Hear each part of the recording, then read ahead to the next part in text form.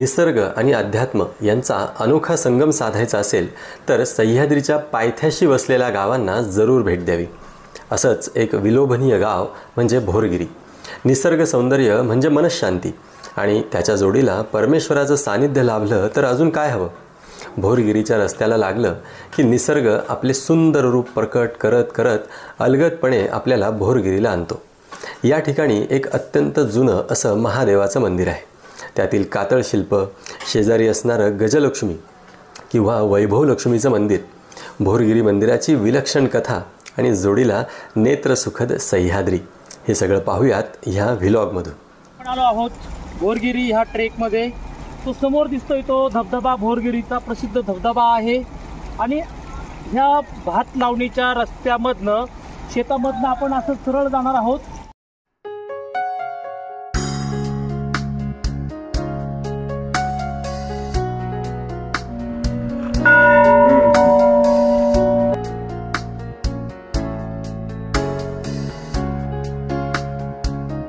भोरगिरी गावात पोहोचल्यावर जेव्हा आपण भोरगडाकडे वाटचाल करतो तेव्हा अशा पायवाटेने काही प्रवास करावा लागतो.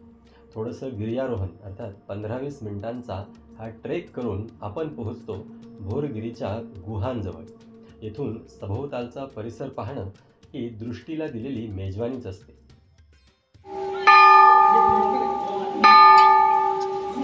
या गडावरच आहे महादेवाचं चिरंतन पुरातन असं कोरीव लेणं.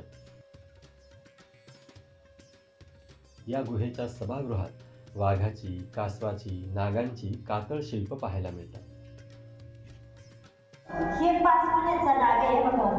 1, 2, 3, 4, 5 महिन्यांचा नाग आहे. ज्या टायमाला आम्हाला हे मंदिराचं उद्धार झालं सापडलं ना, तर ह्या काही वळले नाही का, ह्या वळणातून तो नाग आज आला, या भिंतीतून वळले आणि तो आज जाऊन नाही सणाला आणि त्याचं रूप आम्हाला इथं दाखवलं. हे नागाचं म्हणजे ह्याच नागाने भीमाशंकरपासून आम्हाला इथं आणलं आणि हे सगळं बंद होतं पण हा ओपन होता. याला अशा सिंदुराच्या मोठमोठ्या खापा होत्या, त्या पडल्या, पण हे पहिल्यांदा नाग निघायचा इकडं पुढे असायचा, पण गेल्या वर्षी 3 वेळा पिंडीत नाग होता. अच्छा, श्रावण महिन्यातच निघतो का? श्रावण महिन्यात निघतो, 100% निघणार. आणि मग गेल्या वर्षी वरून फुलं जास्त आतून लावलेली होती ना, अशी कुठं बनली तर त्या बुटीतच नाग आले. मग तो म्हणजे काय करू म्हटलं, बाळा काय नाही, तर मग तो उठला आणि इथं दरवाजा सोडला, इथं खाली सोडला, तसा बाहेर गेला आणि नागपंचमीच्या दिवशी नाग निघाला. खेड तालुक्यातील पर्यटन स्थळ आणि धार्मिक स्थळ भोरगिरी या प्रसिद्ध डोंगरावर कड्याकपारीमध्ये हे मंदिर वसलेलं आहे भोलेनाथाचं. आणि ह्या ताई ज्या इथल्या पुजारी आहेत, ताई तुमचं नाव सांगा. सावित्रा किसन लांगे म्हणून या ताई आहेत. ह्या सर्व मंदिराची पूजा करतात. तर त्यांचा ह्या मंदिराबद्दलचा इतिहास आपण आज जाणून घेऊया. हे मंदिर आहे ना 2007 म्हणजे उद्याची 14 तारीख आखाड महिन्यात अमावस्येच्या दिवशी माझ्या मालकाला सापडलं. याच्या अगोदर आम्हाला 1 महिना अगोदर एक पंचधातूची घागर आणि एक घमेलं भेटलं होतं. मग त्याची आम्ही 1 महिनाभर आमच्या घरामध्ये भीमाशंकरला राहतो. आमचं घर पण भीमाशंकरला होतं. आम्ही तिथं 2 दुकानं बेलफुल नारळ विकत होतो. मग तिथं माझ्या मालकाला एक साधू इथं या मंदिरात उठवून आणत होता रात्रीच्या अमावस्या पौर्णिमेला. तर अधिक महिन्याच्या अमावस्याला आम्हाला एक पंचधातूची घागर आणि एक घमेलं सापडलं होतं. ह्या मंदिर देवानं या गडावर आहे ना वारुळात सापडलं होतं. तर मग ती घमेल्याची त्या घागरीची आम्ही कमीत कमी 1 महिना पूजा केली. मग माझा मालक कधी घरी थांबत नव्हता, कुठेही पण झोपणार, ती भीमाशंकरला कामाने तिथं झोपणार किंवा नुसतं नाग बनवायचं. जेवढं आम्ही पैसे कमवत होते ना बेल नारळाचं, ते भुसा बिसा आणून ते काय सगळं कलर बिलर आणून त्याचं नाग बनवत बसायचा. मुंडुळाचं पिंटू, कंचे पिंटू. आम्ही काही पुजारी नव्हतो, एवढं काय नव्हतं. आम्हाला हे गड पण माहित नव्हतं, पहिलं कधीच आलो नव्हतं म्हणजे मंदिर सापडायच्या अगोदर. आणि मग ते माझ्या मालकाला एक साधू उठून येतोय हे सांगितलं. मग ती भांडी आणली तर मला म्हणले त्यांनी पंचामृताने आंघोळ घालायची त्या भांड्यांना आणि मग त्याची रोज आरती घ्यायची पण 2 टाइम. मी ते एका कपड्यावर ती भांडी ठेवली आणि आरती पूजा 2 टाइम घ्यायचो. बाजूची लोक म्हणायची नवरा डोक्यात वेळ पण ही बाय पण वेळीच आहे. तरी मी कोणाच ऐकलं नाही. मी बाजूचे लोक गेले ना बाजूला, माझ्या घरात कोणी नसलं तर आम्ही आरती पूजा दोन्ही टाइम करायचो. आणि मग तिथून भीमाशंकरच्या खाली गुप्त भीमाशंकरला जाताना खूप मोठी दगड आहे सपाट, त्या दगडापाशी एक नाग निघाला. आणि माझ्या मालकाला सांगितलं होतं एक बेलफूल नारळ, मी लय वर्ष विकलं, 15-16 वर्ष बेल नारळ विकत होते. नारळ बेलफुल अगरबत्त्या घेऊन ये, आणि त्या ज्या जागी सांगितलं होतं तिथं माझा मालक गेला.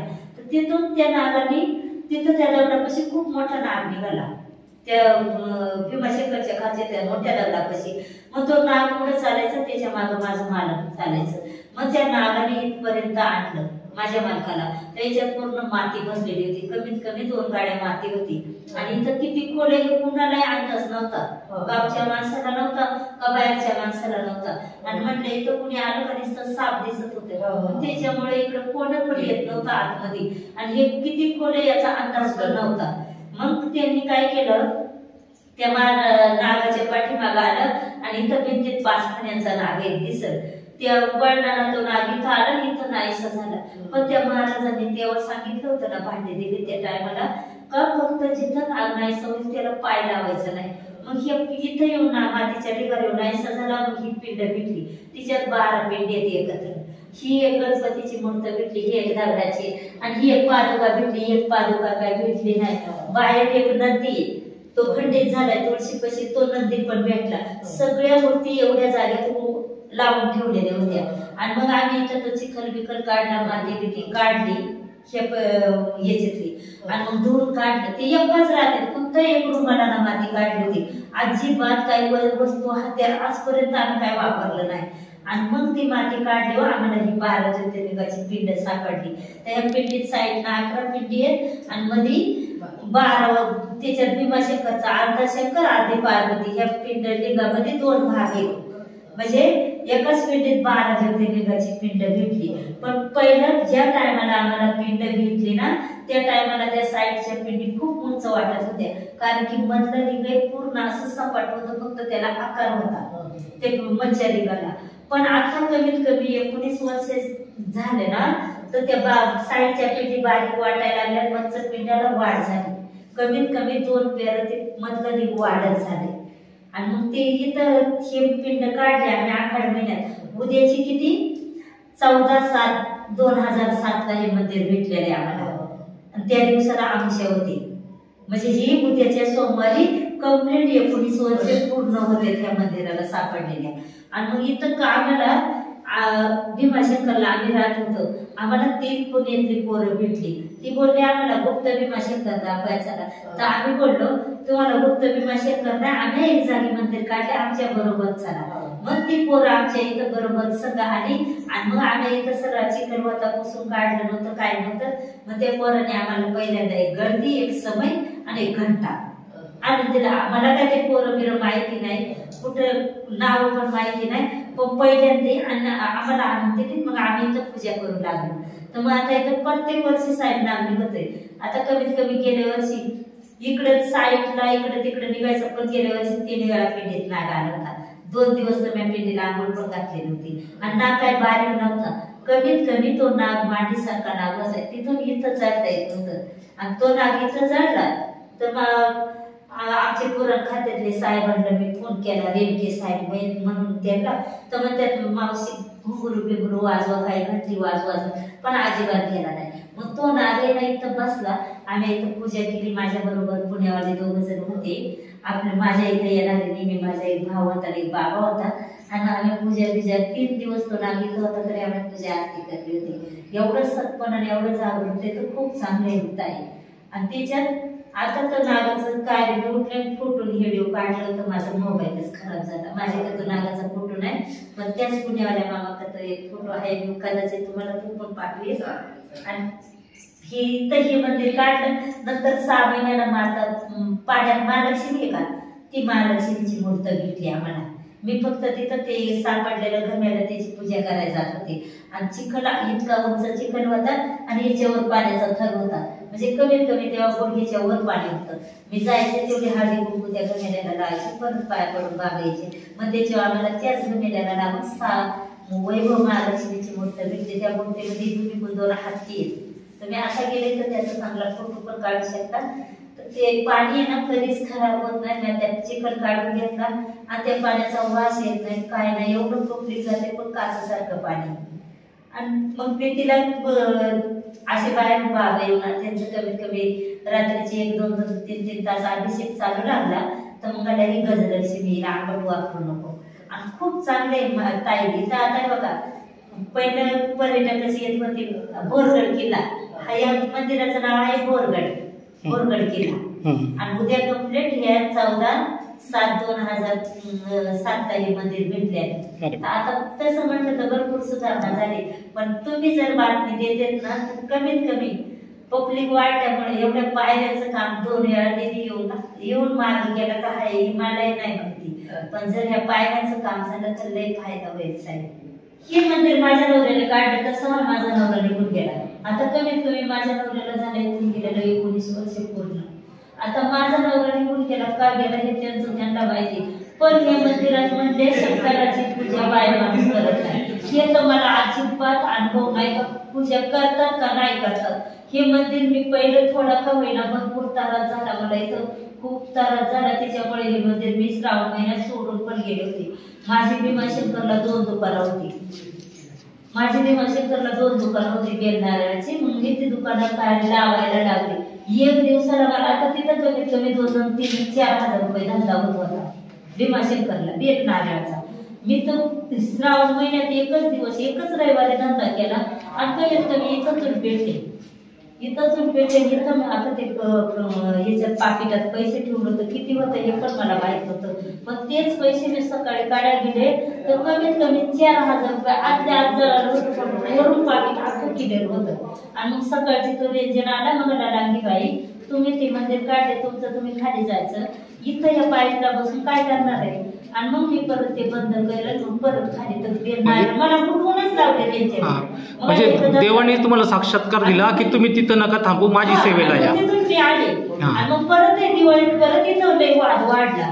एक तिकडच्या आतरतला त्या भागातला माणूस आला होता, तो कागदपत्र दाखवायला लागला, माझ्या बायकोच्या स्वप्नात येतोय, माझ्या बायकोच्या अंगात देव शिरलाय. आणि मग इथं आला त्यांनी ते भगत आणून त्या बाईला भव्य कपडे घालायला लावली. पक्की इथं घुमत होती, ह्या देवाला पक्की याला मारत होती. आता एवढ्या लोकांसंग वाद घालण्यापेक्षा मी बाहेर जाऊन बसते. मग त्या बाईला काय केलं, त्या माणसाची बायको लगेच 5-6 महिन्यांना काय झालं काय नाही तर तो मला म्हणतो ह्या देवाचं कागदपत्र भांडून देव भेटत नाही ना, नाही सेवेने भेटतो. हे मंदिर आहे ना, तुम्ही भांडणा करून नाही तुम्ही सेवा करा, तुम्हाला पण भेटल ना. मग तिथून मग मी काय केलं, दिवाळीत परत मला हे मंदिर सोडायची वेळ आली. कारण लक्ष्मीपूजनला निवड पोच झाला नाही तर मी सकाळची अशीच घरात बसले होते आणि माझ्या घराला एकच चुलीच्या वर लाकूड होतं. तर मी म्हटलं ती माळ आहे नको तो देव आहे नको, अशी बाजूची बाय बघत होती. वरून साप पाडला तर इथं गळ्यात पडला आणि असं डायरेक्ट तोंड असं दोन्ही असा येडा टाकून बसला. तर मी कुठले ना असा हिसकला, पण हातातून फेकायला पण माझी ताकद होत नव्हती, कारण की तो 2 तोंडे असं काय असतं तर म्हणूनच ते घाबरले. पण एकदम पांढरा साप होता आणि एवढं माझ्या हातात बसत नव्हता एवढा साप मी हिसकला. तो साप मला फेकायचा, तो बाहेर निघून गेला. आणि मग परत तो साप येऊन घरात 3 दिवस चुलीच्या वर बसला होता. 3 दिवस मी लोकांच्या घरात झोपायला जात होते, 2-3 महिन्याची पोरं घेऊन. म्हणजे त्याने साक्षात्कार दिला की तुम्ही माझी पूजा सोडू नका. नाही, शेवटी मग परत मी हळदी कुंकू घेऊन आले, जवळ देवाची पूजा केली. तेव्हा मी ह्या देवाची पूजा केली, तेव्हा माझ्या घराला परत सुख भेटलं. आणि इथं हे मंदिर टाकून केले आणि त्या आंध्राच्या माणसांनी सगळा गाव विरोधात केल्यामुळं इथे बरेचशा नुकसानी झाले होते. मी माझ्या दादाच्या इथं राहत होते, ज्याच्या घरात मला आश्रय भेटला होता त्याचा बैल सकाळचे मी झोपत उठले तर 10 दिवस मरून गेला होता.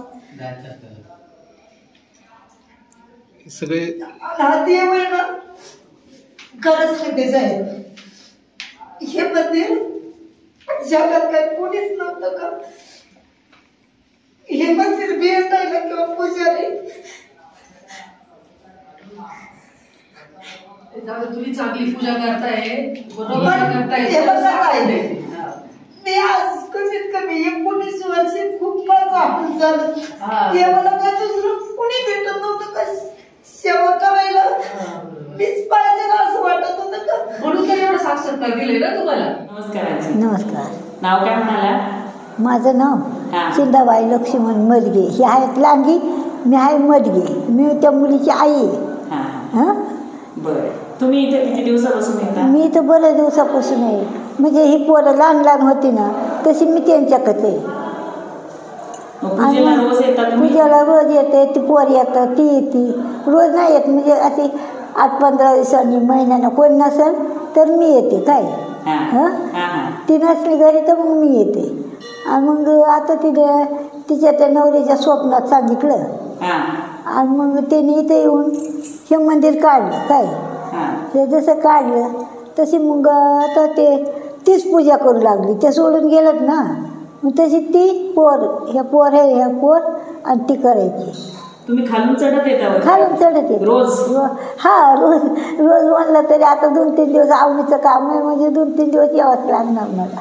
तुम्ही कुठे राहता खाली? आम्ही इथं समोर वाडी दिसते ना पलीकडे, हां, इथे डोंगरावर वाडी दिसते. हा इकडल्या हां, साईडला हां. वडीच्या वाडीला, तिथं राहतो आम्ही.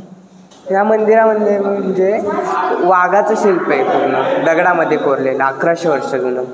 1100 वर्ष जुनं. हो. आणि त्याची हो मग त्याला दगडामध्ये कोरलं म्हणून कातळ शिल्प म्हणतात. हो, दगडामध्ये कोरलेलं कातळ शिल्प. त्यामध्ये मोराचं शिल्प आहे, कासव शिल्प आहे, कमळ किंवा बेल म्हणू शकता आपण त्या. हे पण आधीच हो, आधीपासून आहे. तर पुरातत्व विभागाने 1100 वर्ष जुनं सांगितलं त्याला. पुरातत्व विभाग येऊन इथे ती हा, पाहणी करून गेलाय. हो, अभ्यास चालू आहे त्याचा. अजून चालू. हो. मग तसा काळ किती सांगितला? 1100 वर्ष. हो. गडावर म्हणजे 12 पाण्याची कुंड आहेत वेड्यावरती आणि शिवलिंगाच्या वेगवेगळ्या प्रकारच्या मूर्त्या आहेत, म्हणजे चौकोनी, गोल, गडावरती याच्यावरती. याच्यावर वर जायला रस्ता आहे का? हो, साईडने रॅलिंग. तिथे सीतेची नाणी वगैरे सुद्धा आहे. त्याच्यात जुन्या पायऱ्या वगैरे आहेत वरती गडावरती खाली उतरायला. वरती ते शिवरात्र खूप उत्साहाने वरते किंवा वटपौर्णिमा, नवरात्रीमध्ये दिवे वगैरे रात्रभर लावतात तिथे. एरवी महाशिवरात्री सोडली तर एरवी इथे पर्यटकांची गर्दी असते का? हो, श्रावण महिन्यात. पावसाळ्यात इथे वरती पाण्याची काय सोय? बाजूला पाण्याचं टाक आहे पिण्याचे.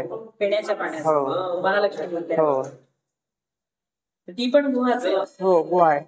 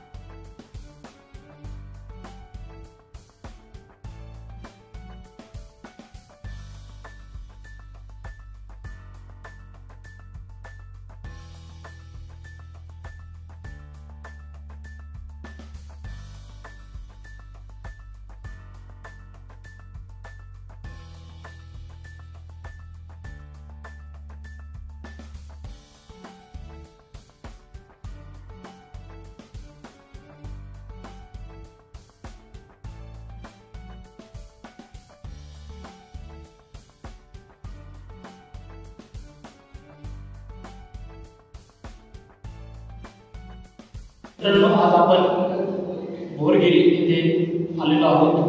उंच डोंगरावर कोरीव अशा पांडवलेणी आहेत आणि त्यामध्ये ही वैभव महालक्ष्मी माता मूर्ती ह्या गुहेमध्ये बोलूया आपण किंवा या पांडवकालीन कोरलेल्या वस्तूमध्ये ही मूर्ती सापडलेली आहेत आणि हे त्यांचे सेवक आहेत, ही देवीची सेवा करतात.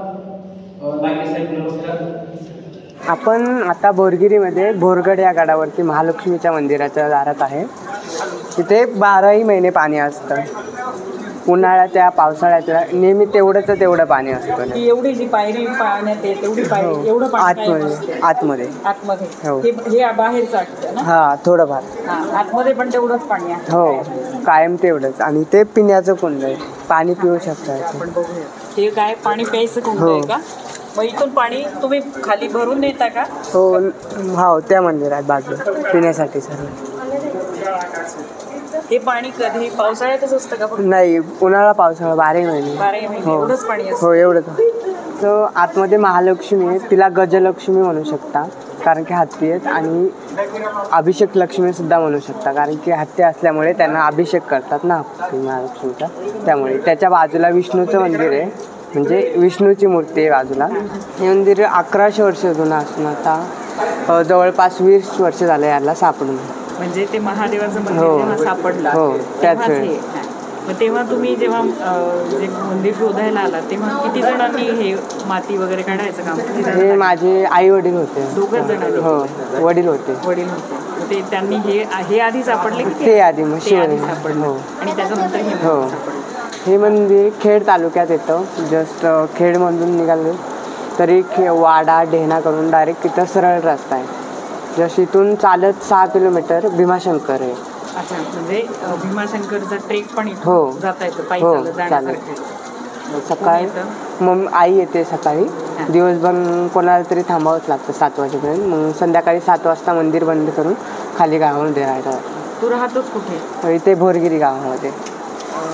कोणतं गाव? खाली वस्ती दिसते? हो समोर. हो सेकंड. इकडची किती या बाजूची ओढ्याच्या पलीकडे. तिकडनं पण एक रस्ता आहे ना वर यायला? हो 2 रस्ते. बसेस थांबतात ना तिथे मला वाटतं. हो स्टँडला कोटेश्वर मध्ये.